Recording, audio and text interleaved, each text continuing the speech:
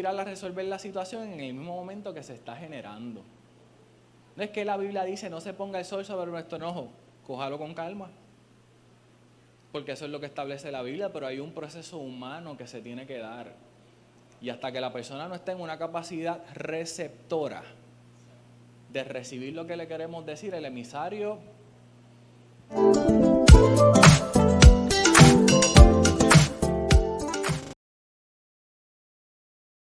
es fundamental llevar una vida sana. De lo contrario, cada contratiempo, por pequeño que sea, puede disipar en un torrente de negatividad, de frustración, de tristeza, de rabia y de ansiedad. Por eso es necesario, y hoy estoy aquí hablando con los adultos en esta iglesia, que en nuestros hogares, en nuestras casas, en nuestros matrimonios, existan canales de comunicación donde exista el espacio donde nosotros podamos ventilar y hablar acerca de cómo nos sentimos, qué estoy experimentando en mi trabajo, cómo me estoy sintiendo como persona, cómo me estoy sintiendo en mi matrimonio, cómo me estoy sintiendo en mi familia. A veces esos espacios en nuestros hogares no los hay por los que les comentaba ahorita. El automático de vida en el que vivimos es una rutina tal que la seguimos todos los días y nos convertimos en un proceso completamente mecánico.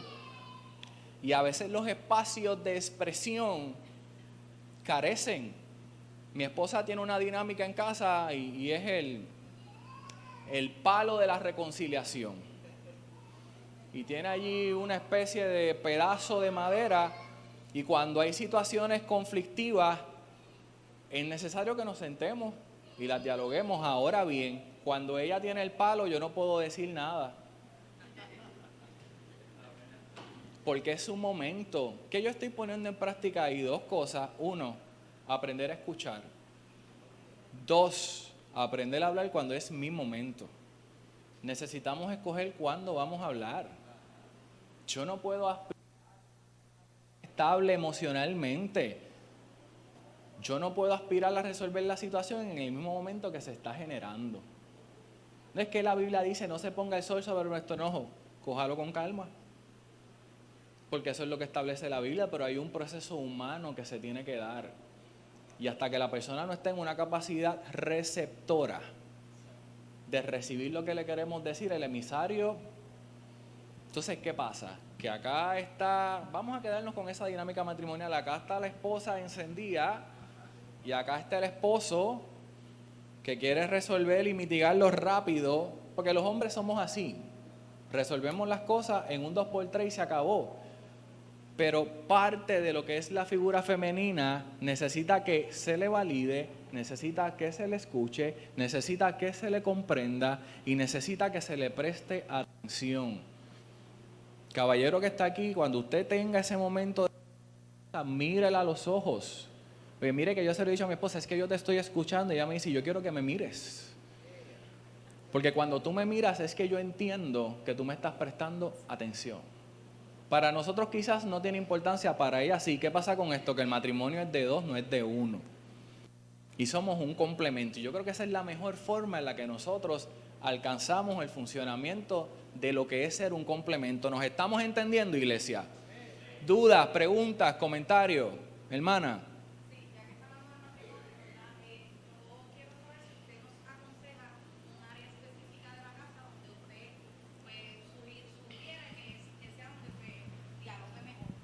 Definitivamente. Número uno, psicológicamente no es recomendable dialogar donde sucedió el evento. Mentalmente se crea como que esta figura de que el problema surgió ahí y no. La idea es que nos vayamos a un lugar que quizás hasta se puede preparar en la casa. Y en la esquina, ustedes vieron la película esta de War Room, que está el cuarto de guerra y qué sé yo, pues así mismo podemos prepararle una esquina. Y si esa conversación, Débora va a saber de lo que voy a hablar ahora, si esa conversación está acompañada de una taza de café, no hay ningún problema.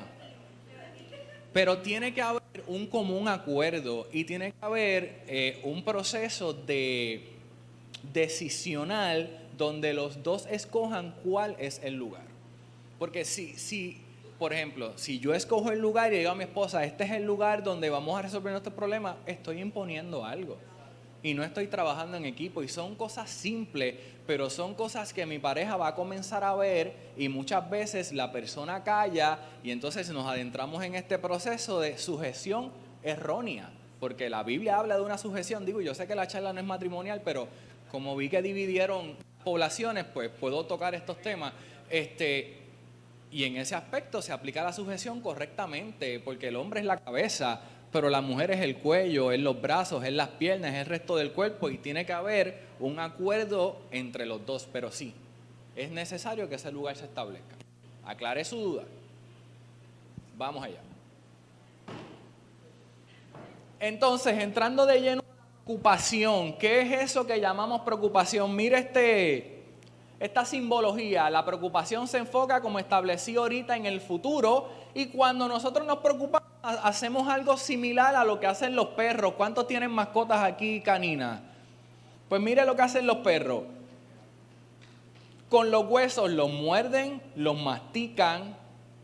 Ese proceso de masticar es la preocupación, la entierran, la desenterran y así sucesivamente. Usted le da un hueso a un perro y el perro va a comer el hueso, va a jugar con el hueso. Si está en el patio lo va a enterrar, con el paso del tiempo va, lo desentierra, lo saca, etcétera. Y sigue en ese proceso paulatino de jugar con la preocupación, y eso es lo que hacemos nosotros cuando tenemos un asunto merodeando en la cabeza y merodeando en la cabeza. Entonces como que no lo encaramos, pero está ahí, pero no lo queremos enfrentar, pero sabemos que está ahí y seguimos añadiéndole a nuestra vida estrés, seguimos añadiendo a nuestra vida preocupaciones, etcétera, y todas esas cosas en algún momento dado van a tener un efecto adverso en nuestro funcionamiento espiritual. Cuando nos preocupamos, lo hacemos por algo personal y frecuentemente permanecemos en esta posición, y esta tendencia nos mantiene tensos, nos mantiene irritables, y el preocupado, y esta parte es bien interesante, crea en su mente la peor de todas las posibles consecuencias. Y me detengo aquí. Cuando nosotros trabajamos a través del modelo cognitivo-conductual y miramos lo que es la postura de Albert Ellis, que es uno de los teóricos de la teoría y de la psicología cognitivo-conductual, Ellis establece unas ideas irracionales. ¿Qué es esto? Las ideas irracionales de Ellis en lo que consiste es que el ser humano siempre desarrolla pensamientos, otros teóricos los definen como esquemas, contrarios a elementos positivos. Una de estas ideas irracional de Ellis es el aspecto de la visión negativista, del fracaso, de que todo siempre nos va a salir mal. Y cuando nosotros tenemos un problema o una situación, rara vez imaginamos que la situación la vamos a resolver de manera efectiva. Siempre desarrollamos una visión pesimista de las cosas y nos comenzamos a decir, es que voy a ir para Yauco, yo nunca he ido a esa iglesia y la conferencia va a ser un fracaso y a la gente no le va a gustar y no voy a poder hacer enganche. Y entonces, como hemos definido en la mañana de hoy, que la ansiedad y la preocupación es una respuesta hacia el futuro, y ya nosotros vamos mecanizados y en ese automático de vida a dar por sentado algo que no sabemos si va a ocurrir de esa manera. ¿Y qué pasa? Nuestra mente va adquiriendo ese pensamiento y ese discurso y lo va a dar por válido. Entonces, si el temor y la preocupación son primos hermanos, la preocupación y la ansiedad poseen una relación más cercana. Hablar de ansiedad es hablar de un desorden interno que experimentamos en situaciones alarmantes y tensas. Como emoción, que es la ansiedad, es una respuesta de nuestro sistema, y esa ansiedad se activa en momentos particulares porque nuestro sistema quiere responder para resolver ese asunto. Ahora bien, aquí lo importante es poder definir y establecer que la ansiedad la podemos mirar de dos maneras distintas.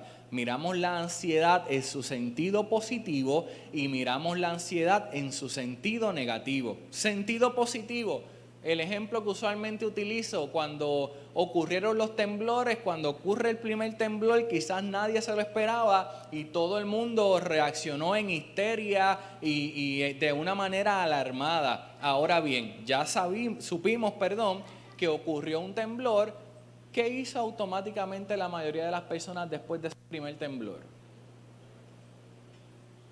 ¿Preparó una qué? Una mochila. Le echó cosas, artículos de emergencia y se supone que estamos preparados para si ocurre una situación de emergencia similar. Ahora bien, si miramos la ansiedad y la preocupación en su sentido negativo, simplemente lo que permitimos es que esa preocupación nos domine, y una manera metafórica de ver en qué condición el ser humano se ubica es la siguiente. Imagínese que en esta mesa hay una caja que está cerrada por todos lados y hay una abertura en la parte superior, y yo le dijera a cualquiera de ustedes, pase aquí al frente, meta la mano en la caja sin mirar por la abertura y déjeme saber si hay algo que lo pueda morder. Eso es lo que pasa cuando estamos en ansiedad. Nos movemos por emoción, no nos movemos por juicio propio. Y rápido venimos y metemos la mano sin saber si hay algo o no hay algo que nos pueda afectar. Otro ejemplo que utilizo en las charlas, yo le puedo decir a usted, allá afuera hay una pitón de 20 pies de largo, y tan pronto usted salga de esa puerta, la pitón la va a morder. Una persona con juicio propio, ¿qué hace? No sale. Una persona en ansiedad, ¿qué hace? Sale. Una persona emocionalmente estable, ¿qué hace?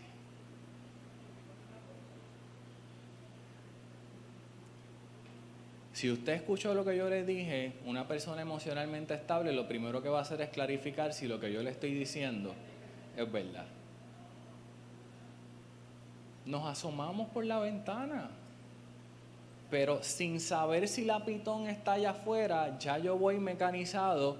Hay una pitón que me está esperando porque no ha comido hace 2 semanas.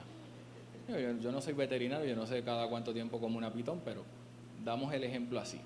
Y en ese sentido es el juego mental que la persona entra. Mire, en mi experiencia en la práctica profesional, y les cuento esto a modo de aprendizaje, yo estuve 8 años de mi vida trabajando en un hospital psiquiátrico en la zona metropolitana y nunca había visto un trastorno de ansiedad manifestarse de una manera tal como aquella adolescente que en la sala de espera de aquel hospital usualmente colocaban bizcochitos y merienda, y aquella joven pasó a la mesa y tomó como 7 bizcochos, los abrió, se los metió a la boca y en menos de 5 minutos había consumido casi todos aquellos bizcochos porque no podía controlar el grado de ansiedad que estaba experimentando. A veces pasamos por debajo del crisol estas cosas aquí adentro, y a veces la gente tiene miedo de decir, me siento ansioso, tengo un ataque de pánico, no sé cómo manejarlo, no sé cómo responder. ¿Por qué?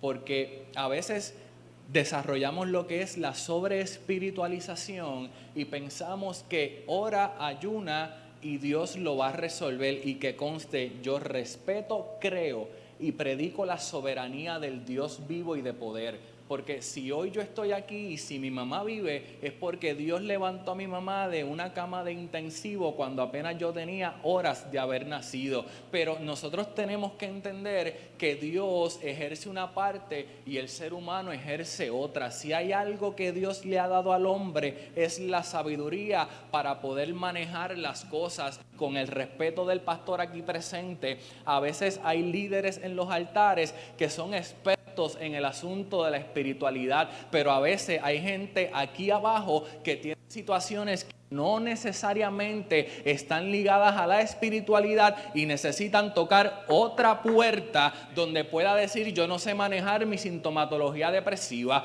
yo no sé manejar mi sintomatología de ansiedad, yo no sé manejar el pobre control de impulso que tengo, una madre con un hijo que no puede controlar esa conducta oposicional desafiante. La respuesta debe ser, vamos a orar, pero vamos a buscar otra alternativa donde tu hijo, tu esposo, tu familiar pueda canalizar la ayuda que tanto necesita.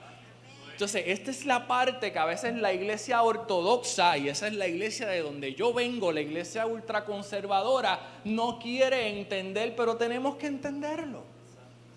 Porque Pablo le dijo a Timoteo, ninguno tenga en poco tu juventud, si no se ejemplo en palabras, y después hay una palabra extraordinaria que dice conducta. Y la psicología lo que hace es estudiar los procesos mentales y la manera en la que usted y yo nos comportamos. Así que no me puedo tragar el cuento de que la psicología y la iglesia no van de la mano, porque van extremadamente de la mano. Y a veces la gente aquí sentada se nos está muriendo porque no es que no quiera orar, es que su estabilidad emocional no les permite orar. Y entonces, más adelante, citando el libro de Ansiosos por Nada de Mas Lucado, lo vamos a ver, llegamos a desarrollar tan pensamiento que pensamos, valga la redundancia, que nuestra ansiedad es porque estamos pecando.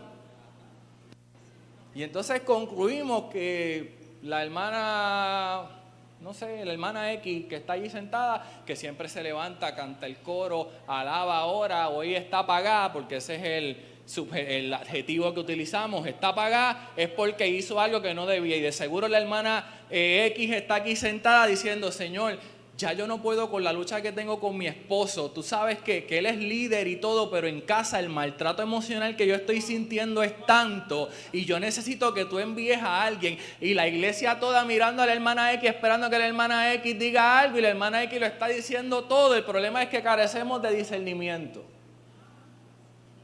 Y no somos capaces de entender. Estamos listos para juzgar, pero no estamos listos para levantar. Y si yo aspiro a congregarme en una iglesia que emocionalmente esté saludable, yo tengo que aprender a separar las cosas. Pero es importante, iglesia, que si yo me siento mal emocionalmente, yo tenga el valor y la certeza de decirlo. El que me quiera juzgar, pues que me juzgue. Pero yo voy a hacer lo que otros no se atreven a hacer y de seguro están experimentando algo peor que yo. La preocupación, la ansiedad y el creyente es un hecho real que todos nos preocupamos. Muchos cristianos lo hacen demasiado y terminan así en el sufrimiento. Su preocupación es más que una molestia. Con certeza perturba y bloquea sus vidas. Hay un detalle bien interesante, y es que una de las maneras en las que emocionalmente las personas se afectan y se somatiza a nivel fisiológico es el aspecto de poder conciliar el sueño. A veces la gente que está en ansiedad está en un estado de alerta que no puede conciliar el sueño. Y mire lo interesante de esto, los trastornos de salud mental son asuntos completamente serios, porque de no poder dormir, el efecto neurológico que puede tener esto en una persona lo puede conducir a de ansiedad experimentar rasgos psicóticos, porque ese cerebro no ha tenido este espacio de descanso suficiente para poder concentrarse en las cosas que tiene que hacer, y la persona puede desarrollar disturbios perceptuales. Y esto me lleva a mí a hacerme la pregunta, ¿realmente estamos preparados para manejar a esa gente cuando traspasen esas puertas que están ahí atrás? La iglesia realmente está preparada para esto. Por eso yo los felicito a ustedes en la mañana de hoy, porque se abren a trabajar estas temáticas que a todos nos afectan afuera, y pensamos que como es de allá, de la puerta hacia allá, nunca va a entrar acá. Pero ¿qué pasa si entra un esquizofrénico? ¿Qué pasa si entra una persona psicótica? ¿Qué pasa si entra un bipolar? Que en todas nuestras congregaciones hay personas con diagnóstico de bipolaridad. Y nos cuesta entender por qué hoy tiene un estado anímico y mañana tiene otro. Pues porque tiene una condición. Hay que psicoeducar a todo el componente para poder desarrollar la empatía. ¿Estamos claros, iglesia? Un proverbio sueco dice, la ansiedad hace que una cosa pequeña arroje una gran sombra. Y esto sucede porque la persona no está completamente funcional y no es capaz de ver las cosas como están sucediendo, y nos adentramos nuevamente en el aspecto de esta visión pesimista y negativa del asunto. Y por eso es que vemos este árbol pequeño, pero lo miramos de la misma magnitud que imaginamos que es nuestro problema. Como les comenté ahorita, en su sentido positivo, la ansiedad es un instinto que Dios nos da y que nos previene acerca de situaciones peligrosas y nos prepara para responder apropiadamente a las mismas.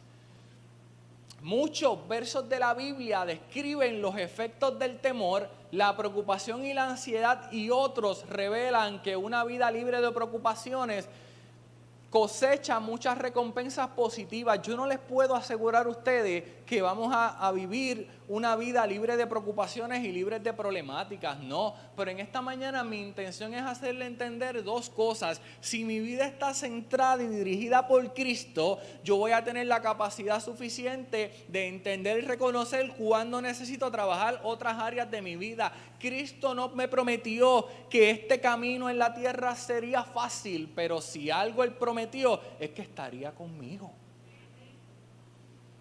Y entonces estas habilidades que Él nos ha dado, que a veces funcionan de manera positiva, a veces de manera negativa, las debemos de intentar inclinar siempre para que sean de un elemento positivo para cada uno de nosotros. ¿Qué nos dice Proverbios 12:25? La ansiedad en el corazón del hombre lo deprime, mas la buena palabra lo alegra. La persona que está en este estado ansioso no es capaz de ver. Ahorita les daba el ejemplo de la pitón allá afuera, y el libro de Proverbios establece y dice que el justo ve el mal y se esconde, mas el impío pasa como desapercibido. Entonces, una persona que entra en este estado puede llegar a adquirir una conducta similar. Todos los días del afligido son malos, pero el de corazón alegre tiene un banquete continuo. Establece Proverbios 15:15. El corazón alegre es buena medicina, pero el espíritu quebrantado seca los huesos. Establece Proverbios 17:22. Y es bien quizás hasta paradójico que les cite textos bíblicos del libro de Proverbios donde hablan acerca del corazón alegre versus la persona que se siente mal, pero es que en esto consiste nuestra lucha. Entonces yo no vengo en la mañana de hoy a decirles a ustedes que la ansiedad es algo que está demonizado y que viene del infierno y todas estas cosas. No, al contrario. Yo lo que vengo a decirle a ustedes es que la ansiedad es una emoción, tiene una manifestación y que nuestro adversario utiliza provecho de eso. Hay una gran diferencia en yo poder interpretar y darme cuenta de que las herramientas que el enemigo utiliza son a veces más poderosas de lo que nosotros somos capaces de imaginar. Porque si a veces cometemos un error, es que subestimamos al enemigo, pero tenemos que entender que aunque limitado, pero él tiene poder. Y entonces yo no puedo aquí jugar al más espiritual, yo tengo que jugar a ser una persona apercibida, que se atempera y se prepara para poder sobrellevar los dardos del adversario. ¿De qué nos preocupamos? De situaciones incómodas para las que se debe encontrar una solución, falta de dinero, de situaciones molestas acerca de las cuales no se tiene control, el diagnóstico de una enfermedad, de insignificantes problemas menores de la vida diaria que no requieren gran atención y carecen de importancia. Si algo afecta a la ansiedad en nuestras vidas, es que perdemos la capacidad de enfoque. Por eso es que cuando recibimos un paciente en terapia, nosotros hacemos un ejercicio exploratorio de conocer la intensidad, la frecuencia y la duración de los síntomas que esa persona está experimentando para yo ubicarlo en el nivel diagnóstico en el que debe estar. Y a veces nosotros, como hablaba el ejemplo ahorita de la gran sombra, a veces nuestro problema es así pequeño, pero tenemos que entender algo, no todos tenemos la misma capacidad perceptual, y a lo mejor eso ante mis ojos es algo pequeño, pero para la otra persona es algo grande, y el efecto emocional que tiene en la persona es algo completamente distinto. Aprenda algo en la mañana de hoy, iglesia, por si no lo sabe. El dolor es una experiencia completamente personal e individual. El dolor es un elemento experiencial y cada persona lo significa de maneras diferentes. Y ahorita cuando hablemos de sanidad interior, usted va a entender que a veces nosotros no entendemos por qué la persona ha arrastrado por tanto tiempo algo, y es simple, es que lo significó a tal magnitud que el efecto emocional que tiene en el individuo es súper mega amplio, y nosotros, en vez de cuestionarnos el por qué, debemos de llevar a la persona a entender el para qué de esa experiencia dolorosa que tuvo. Y eso lo lleva a ser una persona que pase de preocuparse por cosas insignificantes a entender los propósitos de las situaciones que experimentamos en nuestra vida. Mira este ejemplo. Un joven seminarista está esperando para dar su primer sermón. Se sienta pensando qué decir, comienza a preocuparse porque puede olvidar palabras, ser torpe al utilizar ciertas frases y no parecer seguro de sí mismo. Al continuar preocupándose, se visualiza, cometiendo estos errores. Entonces, cuando se levanta a predicar, le sucede todo aquello por lo que se preocupó. ¿Qué pasó con este muchacho?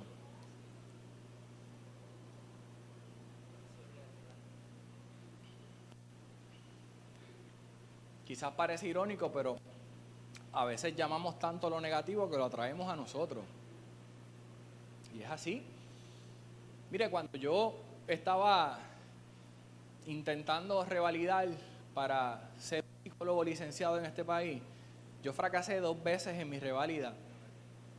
Y yo puedo decirles que en cierta manera me entristecí.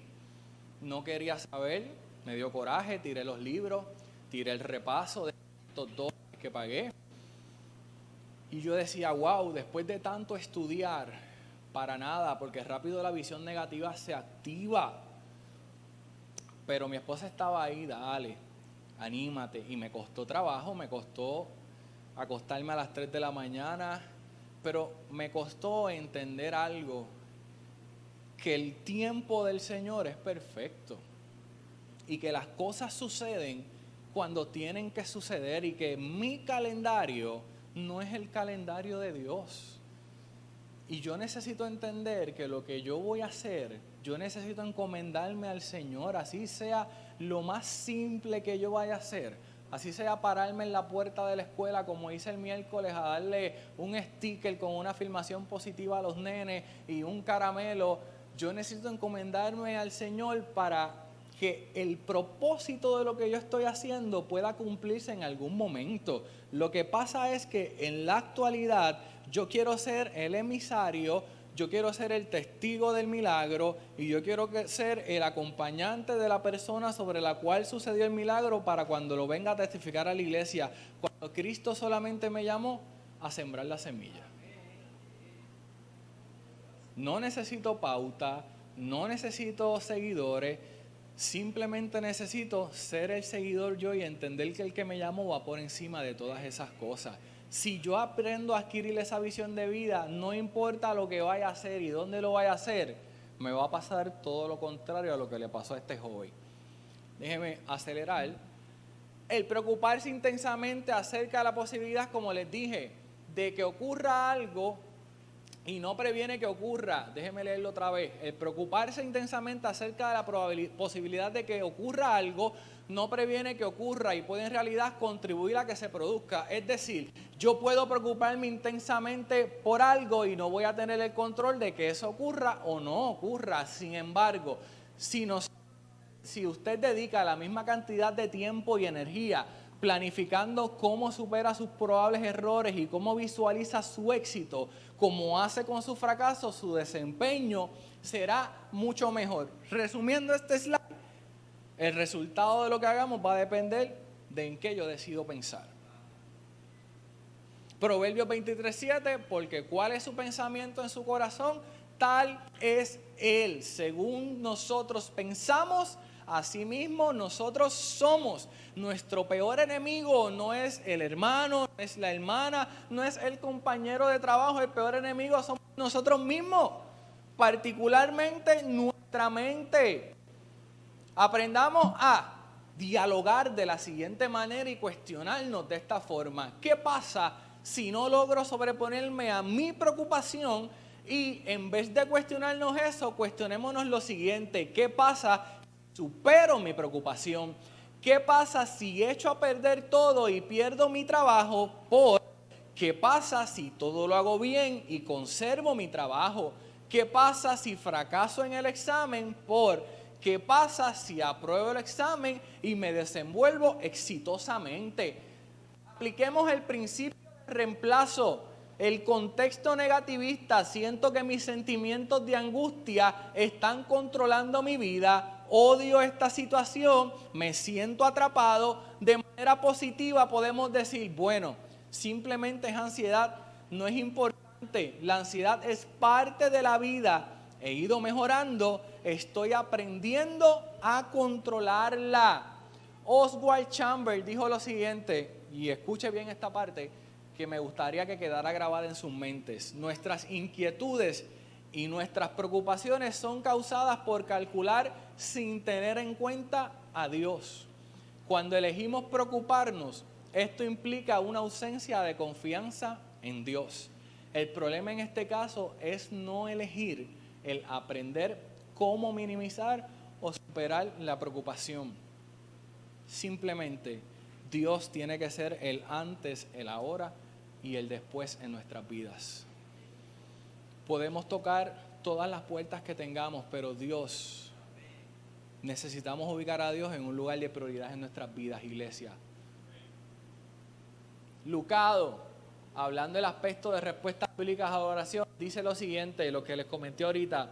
Cualquiera pensaría que los cristianos estamos exentos de ansiedad, pero no es así. Nos han enseñado que la vida cristiana es una vida de paz. Cuando sentimos paz, asumimos que el problema es interno. Entonces, no solo nos sentimos ansiosos, sino que también nos sentimos culpables por sentirnos con ansiedad. Mateo 6:25, voy a adelantarlo porque ya cubrí esta parte ahorita. Simplemente digo de este pasaje que en cierta forma Jesús estaba expresando que debemos aprender a aceptar situaciones que no pueden ser cambiadas en el presente. No significa que debamos sentarnos y no hacer ningún intento de mejorar las condiciones que nos rodean. Simplemente debemos enfrentar circunstancias difíciles sin preocuparnos y aprender a vivir con ellas mientras intentamos mejorarla. ¿Cómo manejamos nuestra ansiedad? Concentrémonos en la solución y no en el problema que estemos experimentando. Cuando Cristo llamó a Pedro a caminar sobre las aguas, todo estaba bien. Pedro estaba experimentando algo completamente extraordinario. El problema Pedro lo tuvo cuando desvió su mirada. Si Pedro hubiese mantenido su atención en Cristo, todo hubiera estado bien. Pero cuando se enfocó en el viento y en las olas y el aspecto negativo de su circunstancia, fue sumergido en la dificultad, aun cuando pudo haber logrado llegar a Jesús con seguridad. Y es lo que les comentaba ahorita con respecto al elemento del enfoque. La preocupación es así, nos concentramos tanto en el problema que quitamos nuestros ojos de la solución, creándonos entonces más dificultades. Podremos soportar cualquier dificultad siempre y cuando nuestra atención y nuestro descanso esté en el Señor. Esta es la última parte. Pasos prácticos. 1. Cambie los patrones de pensamiento. 2. Concéntrese en el Señor. 3. Y este es bien importante, buscar los activadores. Aprender a identificar qué cosas son las que están provocando en nosotros esos elementos de ansiedad. Continuemos avanzando, aprendamos a desarrollar relaciones interpersonales y, aunque no nos guste, desarrollar lo que es ser pacientes como creyentes. Todo lo que hemos hablado en la mañana de hoy se resume en una sola cosa, iglesia. Aprender a entender que nuestra vida depende absolutamente de Dios. Si entendemos que nuestra vida depende de Dios, somos capaces de segregar y entender dónde, cómo y cuándo podemos trabajar las situaciones que experimentemos en nuestra vida. Dios les bendiga.